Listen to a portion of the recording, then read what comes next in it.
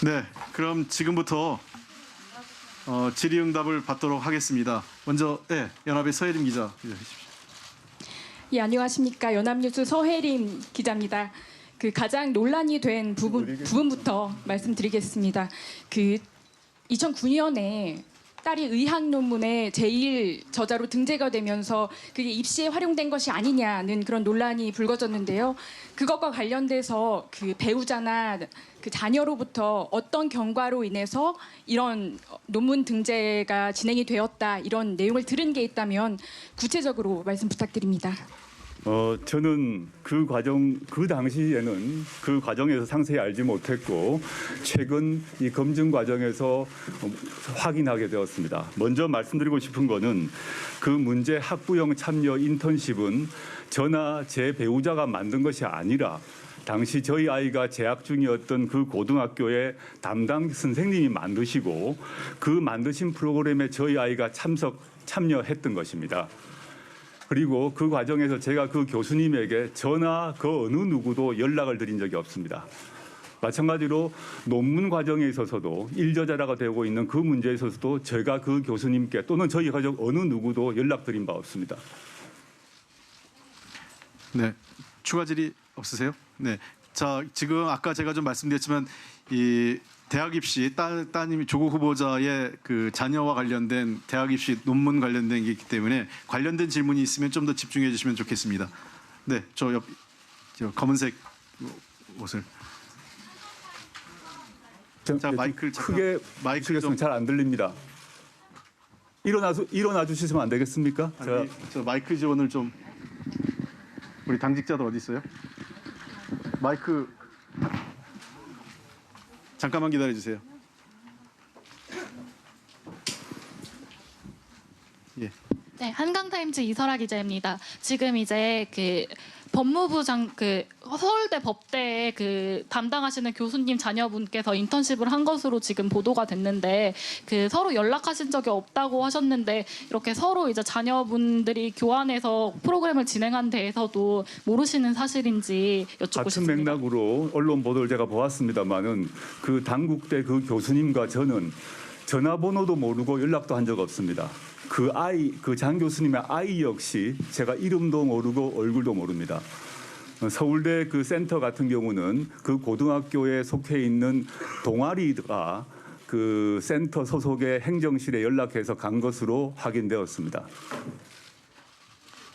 네. 네, 그 옆에 분. 예.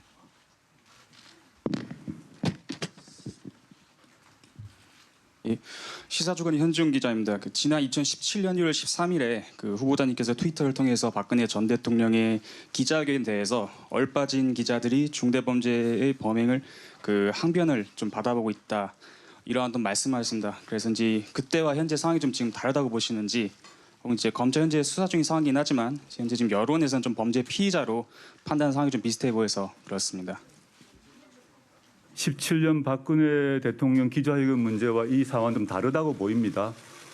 그 당시엔 탄핵 문제가 논의되는 시점에서 기자회견인 것 같고요. 지금 이 상황은 전혀 그 상황과는 다르지 않는가 생각을 합니다.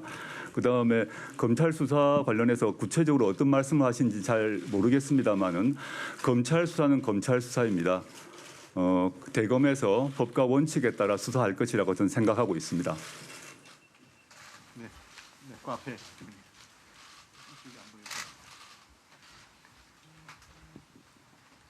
후보자님 안녕하십니까. 이루시사 설상미 기자입니다.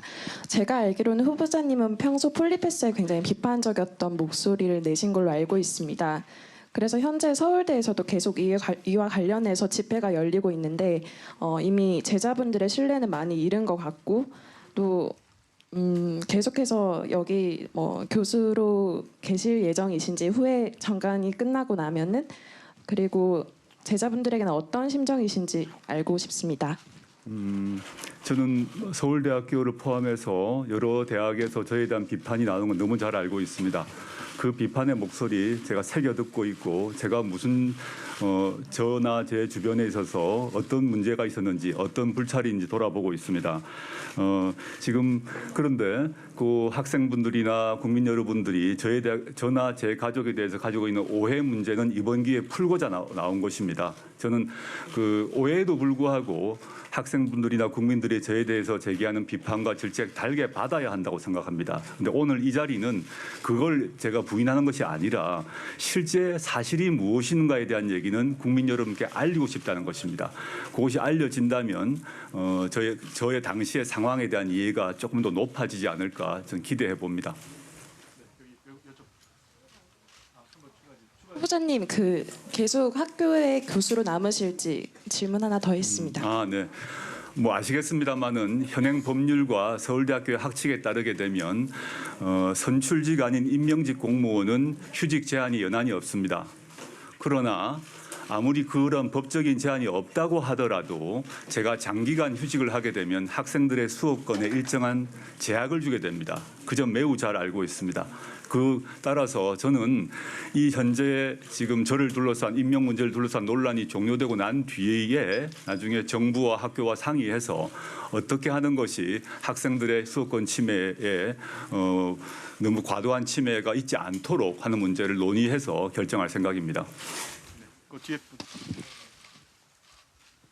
선생님 안녕하십니까. MBN 박유영 기자입니다. 네, 여기 있습니다. 좀 서주시면 좋겠습니다. 제가 너무 잘 안 보여가지고 제가 카메라 때문에 앞이 잘 안 보이는 상태입니다. 좀 일어서 주시면 좋겠습니다. 따님께서 서울대 환경대학원 다니실 때 그 장학금 받으셨던 800만 원은 좀 마이크를 잘 대시면 800만 원은 그 후보자 관학회 내지는 서울대학교 측에서 후보자님 딸을 특정한 특지 장학금으로 알고 있습니다.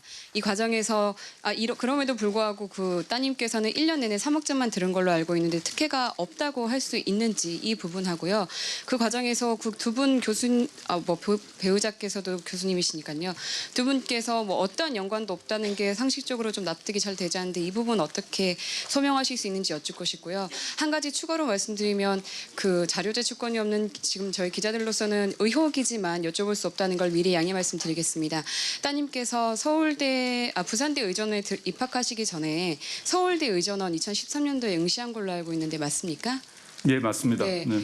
그 과정에서 그 서울대 당시 의대 학과장이셨던 강모 교수님께 후보자께서 직접 전화를 해서 이번에 우리 딸이 시험을 본다, 잘 좀 부탁한다라는 취지의 전화를 했다는 제보가 있어서 여쭤보는데요. 그 부분 소명 부탁드리겠습니다. 일단 그 전부터 부인을 해야 될 것 같습니다. 예, 좀 말씀드리겠습니다.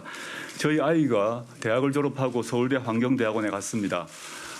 학부 전공과 대학원 전공이 같기 때문입니다. 사실 저는 저희 아이가 환경을 전공해서 외국에 유학을 가서 환경 전공을 하길 바랬습니다.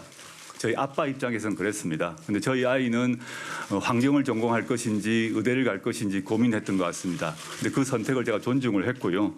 그다음에 장학금 얘기가 자꾸 나오는데 언론 보도에서도 나왔고 또 환경대학원 교수님들도 얘기를 하고 있습니다만은 제가 이 점은 분명히 말씀드리겠습니다. 저희 어떤 가족이든 이 서울대 동창회 장학금에 대해서 신청을 하거나 전화를 하거나 연락을 하거나 장학회건 환경대학원 어느 누구에도 연락하지 않았습니다. 제가 확인한 것은 저희 아이도 서울대 동창회 측으로부터 선정되었다고 연락을 받았습니다. 그거는 양쪽에 확인을 해보셔야 될 것 같습니다. 어떤 기준으로 되었는지 제가 알지는 못합니다. 그래서 장학금이 아마 남아서 그랬는 것인지 어떤 기준인지 그 자체를 제가 알지를 못합니다. 그렇지만 선정되어서 받았습니다. 두 번째 2학기에 휴학을 하게 되었는데요. 그때 저희 아이가 제가 상세히 말씀드릴 수 없습니다만 좀 아팠습니다. 아팠고 또 의전원으로 가게 된 상태에서 이제 휴학을 하게 되었는데 그때 저는 사실 비로소 이 장학금을 받겠다는 걸 알게 되었습니다.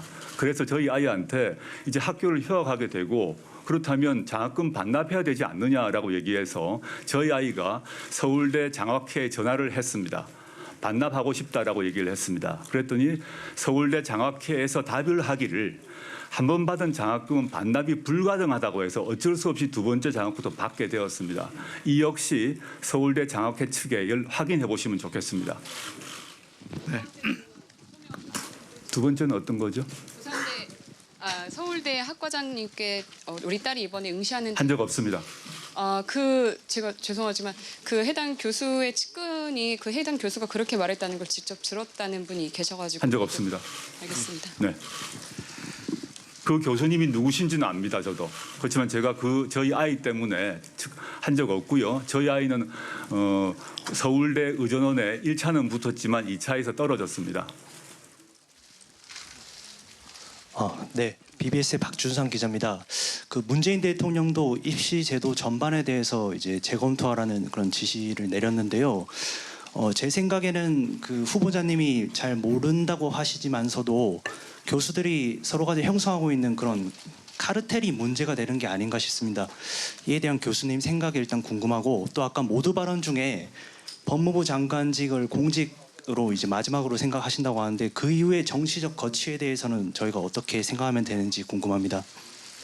두 번째 질문부터 답변 드리겠습니다. 제가 모두 발언에서 얘기를 했고, 제가 과거 교수 시절 또는 민정수석 시절에도 여러 번 반복했습니다.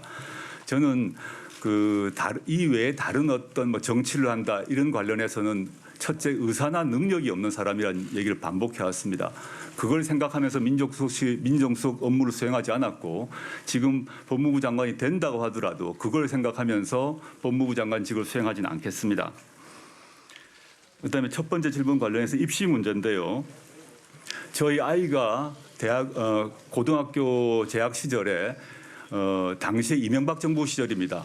지금은 사실 그 제도가 없어졌습니다만, 당시에 이명박 정부 시절에 입학 사정관 제도가 들어오고, 당시에 정부나 학교나 언론 모두에서 인턴십을 하라고 대대적으로 권장을 했습니다. 그에 따라서 이루어진 것입니다. 지금은 그런 게 자체가 허용되지 않고 생활기록부든 뭐든 적혀지지 않습니다. 그런데 그 당시는 그 제도를 우리 국가가, 우리 정부가 채택을 했던 것입니다. 지금 물론 그렇다고 하더라도 그러한 인턴십의 제도를 이용할 수 없었던 많은 분들이 있습니다. 그 점에서 제가 또는 저희 아이가 혜택받은 것입니다. 그러나 저는 그 점에 대해서는 저를 비난해 주십시오. 그 제도를 바꾸지 못했다. 왜 어른으로서 그런 제도를 방치했냐. 비난을 받아야 됩니다. 그런데 10대 고등학생 아이가 당시 입시 제도 하에서 이리 뛰고 저리 뛰고 해서 인턴을 구해서 뛴 것, 그 자체를 두고 저희 아이를 비난하는 것은 좀 저로서는 과도하지 않은가, 이런 생각을 애비로서 생각합니다. 네, 다음 예, 안녕하세요. 펜앤드마이크 국회팀장 차광명 기자입니다. 발언 기회를 주셔서 고맙습니다. 제가 후보자님 관련된 기사를 쓰면서 꼭 여쭈고 싶은 질문이 있었습니다. 그게 뭐냐면 과거의 조국과 현재의 조국의 공방입니다. 후보자께서는 과거에 정의와 관련된 굉장히 좋은 말씀을 많이 해주셨습니다.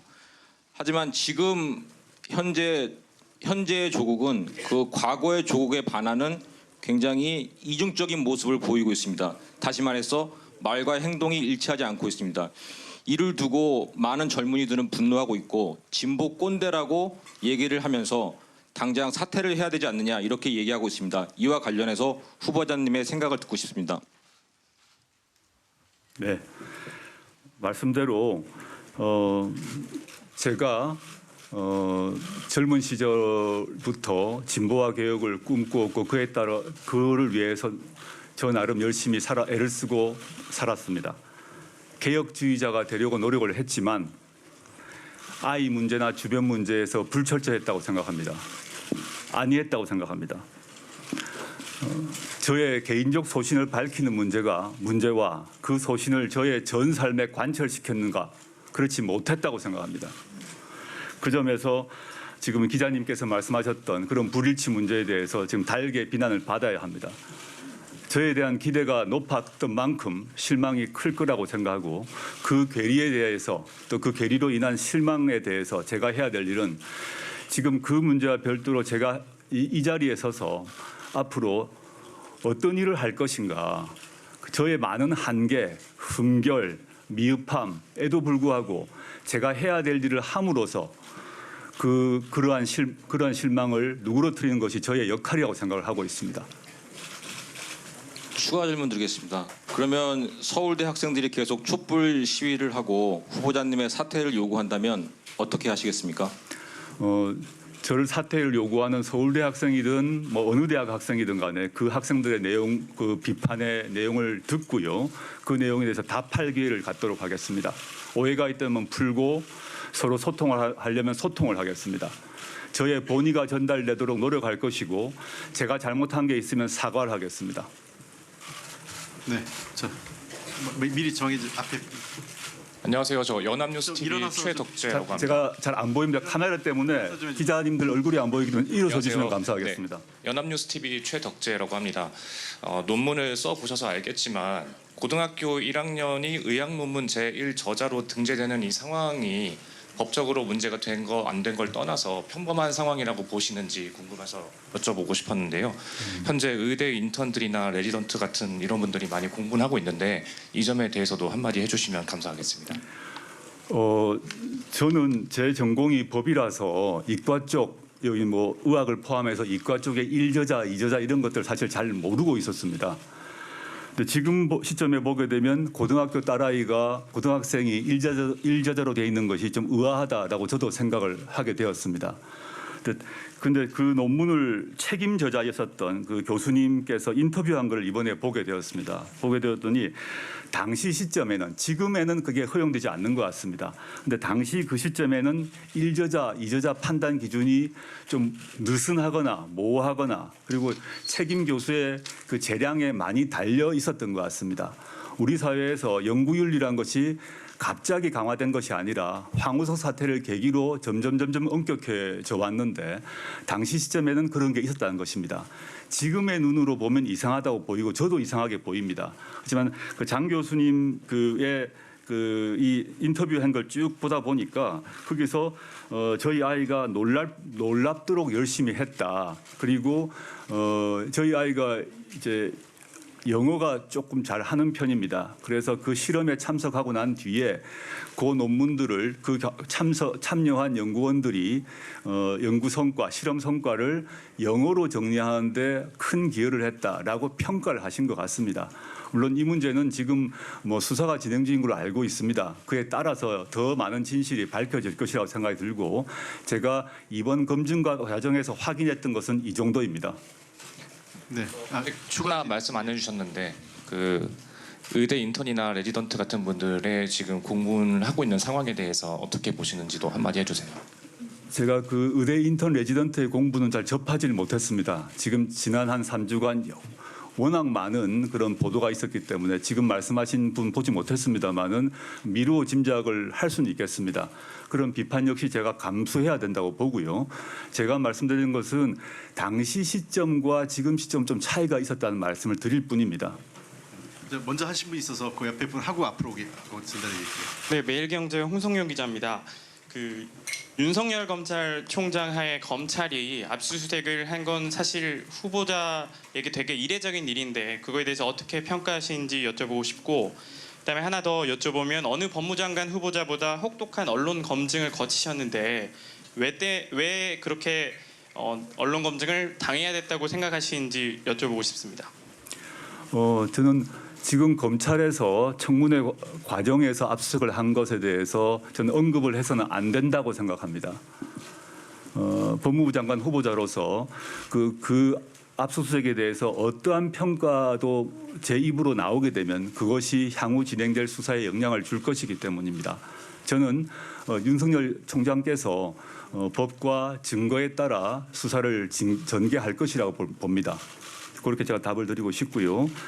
언론의 혹독한 검증, 저도 제가 이제 검증을 이 정도로 받을 것이라고는 상상을 하지 못했습니다. 과거 수많은 뭐 총리님, 뭐 총리 후보, 그다음에 장관 후보도 계셨습니다만은 저 관련해서 언론 검증의 보도량을 보게 되면 감당할 수 없는 정도였습니다. 저는 물론이고 인사청문회 준비단에서도 너무도 많은 보도가 이렇게 쏟아져서 그 중에서 뭐 부분 진실도 있고 완전 허위도 있는데 아무리 저희가 보도 자료를 내도 반영되지 않는 상황입니다. 왜 그런 것인가에 대해서 저 스스로를 한번 돌아보고 반성하겠습니다. 또 한편 그렇지만 제가 모두에 또 다시 말씀드렸습니다만 그 보도 내용 중에서 명백한 허위가 발견된 것은 아시고 계실 것입니다. 또 필요하다면 저희가 지금까지 계속 제공해드렸던 보도 자료가 있습니다. 그 점도 한번 언론인 여러분도 한번 저희가 공개적으로 제공했던 보도 자료도 한번 봐주시면 저로서는 감사드리겠습니다. 네, 여기 앞에 부분 하시고요. 그리고 나서 지금 저쪽 건너가 안 보이기 때문에 약간 그 카메라 기자분들께서 협조해 주시면 저쪽 그 건너편 분들에게 먼저 좀 발언권을 좀 질문권을 드릴 생각입니다. 거기 조금 다음에 좀 열어주십시오. 네, 질문하십시오. 네, 후보자님 CBS 박정환 기자입니다. 일단 그 사모펀드 논란이 계속 좀 심화되고 있는데 일단 그 코링크 프라이빗 에쿼티에 투자한 경위 그냥 부인에게 그 투자를 맡긴 것인지 그 부분이 궁금하고 그리고 그 일단 그 사모펀드의 실소유주가 오촌 조카 조모 씨라는 의혹이 계속 제기되고 있습니다. 이 부분에 관해서 해명을 부탁드립니다. 아시다시피 제 처가 그 사모펀드에 투자를 한 건 사실입니다. 근데 그 배경을 좀 설명을 드리겠습니다. 제가 민정수석이 되고 난 뒤에 개별 주식은 보유하는 것이 좋지 않다라는 의견을 듣고 그러면 펀드에 투자하면 되겠느냐라고 공식적으로 질문을 했습니다. 그래서 펀드 투자, 사모펀드를 포함한 것입니다. 허용 가능하다는 답변을 받았습니다. 사실 저는 제가 잘 그 경제나 경영에 잘 모르기 때문인데 사모펀드가 뭔지를 이번에 공부를 하게 되었습니다.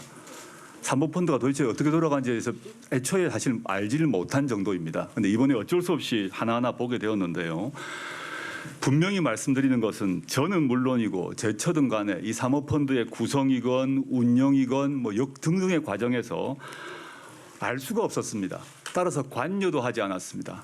이 점은 그 문제의 사모펀드 회사가 공식적 입장을 발표한 바 있습니다. 그 보도자료를 한번 봐주시면 좋겠고요. 지금 문제가 되고 있는 저의 오촌 조카는 저희 집안의 장손에 해당됩니다.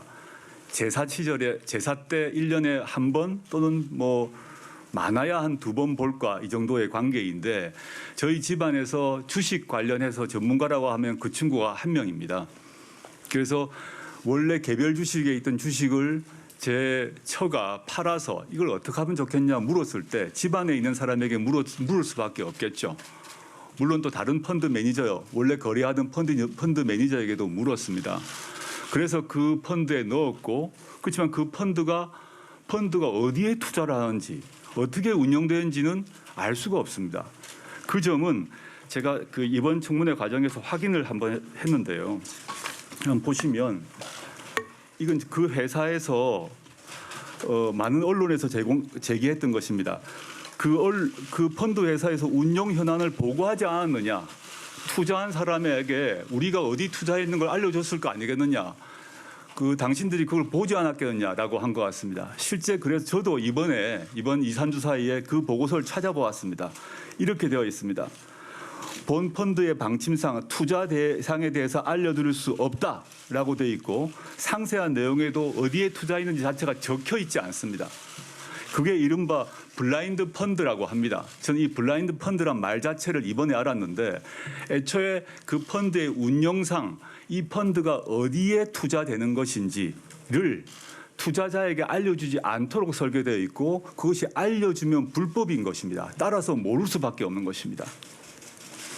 그 후보자께서는 그렇게 해명하시지만 이미 그 후보자 부인과 그리고 아들 그리고 딸 그리고 처남까지도 그 후보자 부인이 돈을 빌려줘서 그 펀드에 투자를 했고 그리고 펀드의 주요 그 주주라는 점이 드러났습니다. 그런 거 보면은 그 후보자 일가가 그 펀드 운영에 관여하면서 그 블라인드 원칙을 위배했는 거 아니냐는 그런 의혹이 계속 나오고 있는데요. 네, 그 점은 제가 언론 보도를 통해서 검찰에서 그 펀드 회사를 압수수색을 한 것을 확인했습니다.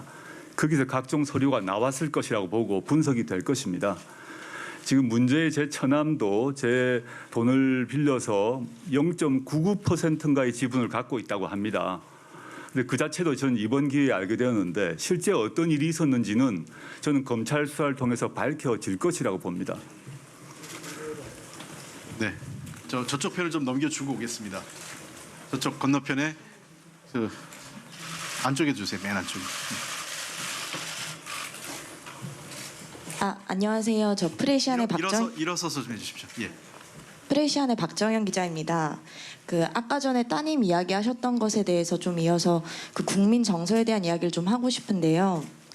그 따님 의혹이 처음 불거졌을 때 이제 후보자님께서 출근길에 이제 법적인 문제는 없었다는 그런 해명을 해주셨는데 그게 오히려 그 답변을 듣고 더 무력해진 국민들이 있었습니다.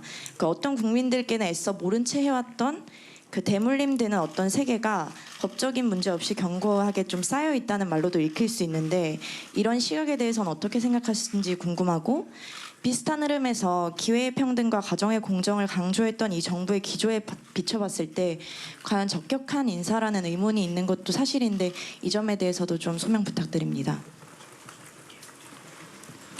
예, 아주 따끔한 비판이라고 생각합니다. 제가 출근길에 그 말을 했던 것은 그 저희 아이와 관련해서 그 문제를 제기하면서 아예 뭐 부정 입학이다라고 비판과 질문이 들어왔기 때문에 그 부정 입학이라는 얘기는 불법이라는 얘기 아니겠습니까? 그래서 그게 아니다라고 답했을 뿐입니다. 그렇지만 그와 별도로 기자님께서 말씀하신 것처럼 저는 아무리 그 당시에 적법이고 합법이었다고 하더라도 그것을 활용할 수 없었던 사람들에 비하면 저나 저희 아이가 혜택을 누렸다고 생각합니다. 최근에 제가 가장 가슴 아팠던 건 뭐냐면 저희 사무실에 어떤 봉투가 하나 왔습니다. 흑수저 청년 세대들이 저한테 면담 요청을 해서 봉투가 하나 왔습니다. 제가 나이는 모르지만 대략 저희 딸아이 나이하고 비슷한 사람들, 청년들 같습니다. 예를 들어서 그 청년들 같은 경우는 부모가 제가 아니기 때문에 저희 아이가 그런 당시에 합법적이라고 하더라도 그 제도를 누릴 기회가 그 흑수저 청년들은 없었을 것입니다. 그 점에 있어서 지금도 그 청년들에게 미안하고 가슴이 아픕니다. 제가 지금 이 일이 다 마무리되면 제가 후보에서 임명이 될지 안 될지는 아무도 알 수가 없습니다. 그와 무관하게 언론인 여러분도 아시겠습니다만은 제 배우자가 그 투자하는 펀드건 또는 저희 아이가 받았던 장학금이든 다 저는 이제 정리를 해서 이렇게 흑수저 청년이건 또는 어려운 상황에 있는 어린이를 위한 장학금이든 뭐든 간에 그 환원을 해야겠다는 생각을 하고 있습니다. 물론 그것만으로 그 마음이 위로될 것 같지는 않습니다. 그렇지만 제가 할 수 있는 정도는 그 정도가 아닐까 생각을 합니다. 이건 저의 거취 문제와 관계없이 제가 기본적으로 해야 될 도의라고 생각하고 있습니다. 기회의 평등 이 문제 그 역시 아주 따끔한 비판이라고 생각합니다. 제가 제 삶을 스스로 돌아보았습니다. 이른바 이제 세상에서 많이 얘기하는 뭐 386 또는 586 세대의 일원입니다. 당시 군부 독재 정권과 맞서서 정치적 민주화를 위해서 나름 노력을 했습니다. 근데 그 뒤에 학생이 아니라 어른이 성이 이제 대학교를 졸업하고 그 뒤로 정치적 민주화에 대한 관심을 막 가지면서도 지금 이런 불평등의 문제, 사회 경제적 민주화의 문제는 제가 소홀히 했던 것이 아닌가, 정치적 민주화의 문제만 신경 썼던 것이 아닌가, 이런 후회와 반성을 해봅니다. 그 결과 우리 사회가 정치적 민주주의가 만개 상태입니다. 대통령을 공산주의자고 얘기해도 아무도 처벌받지 않습니다. 무죄 판결이 나옵니다. 청와대 앞에서 어떠한 시위가 일어나도 막지 않습니다. 그 점에서 정치적 민주화는 거의 OECD 최고 수준이 된 것 같습니다. 우리 모두의 노력 덕분이라고 생각합니다. 그런데 그런 정치적 민주화가 만개를 했습니다마는 사회 경제적 불평등의 문제, 부익부 비리비의 문제 등은 해결되지 않은 것 같고 그 해결되지 않았다는 점에서 제가 책임이 있다고 생각합니다. 다른 어느 누구도 탓하지 않겠습니다. 과거 정치적 민주화를 외쳤고 진보화 개혁을 외쳐놓고 이런 부의 불평등 문제, 이런 문제에 대해서는 제가 앞장서서 나서지 못했던 점, 그리고 그 때문에 결과적으로 저희 아이가 합법이라고 하더라도 혜택을 입었던 점에서는 제가 반성합니다. 향후 우리 모두가 저를 포함해서 고민을 하고 이런 문제에 대해서 해결하도록 노력해야 되지 않을까 생각하고 저 역시 그 문제에 대한 고민들을 깊이 하도록 하겠습니다.